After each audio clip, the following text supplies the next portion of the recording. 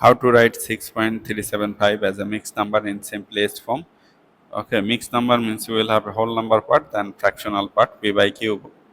So here before decimal we get whole number part. Here whole number part is 6.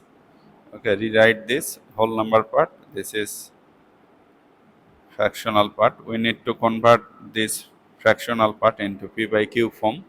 So you need numerator and denominator. For numerator, just keep the decimal and write the number you are getting. And for denominator, for every digit after decimal, you have to consider 10.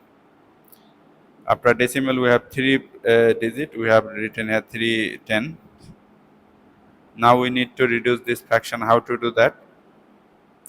If you want to reduce this fraction in one step, then you need to divide numerator and denominator by the greatest common factor. In this case, you need to find out that greatest common factor.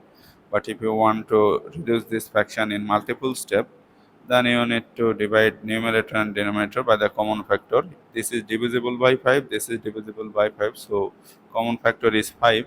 This is divisible by 5 because the last digit is 0. This is divisible by 5 because the last digit is 5. I will get 2 here and I will get what? 5 goes into 37, 7 times. 7 times 5, 35, subtract 2, bring down 5, 25, that is this, 75 you will get.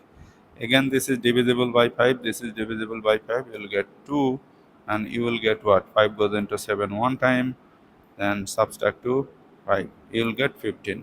Again this is divisible by 5, this is divisible by 5, you will get 2 here, you will get 3 here.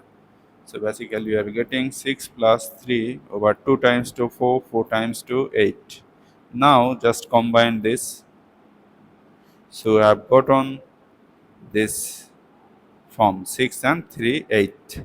This is the next number for this decimal number.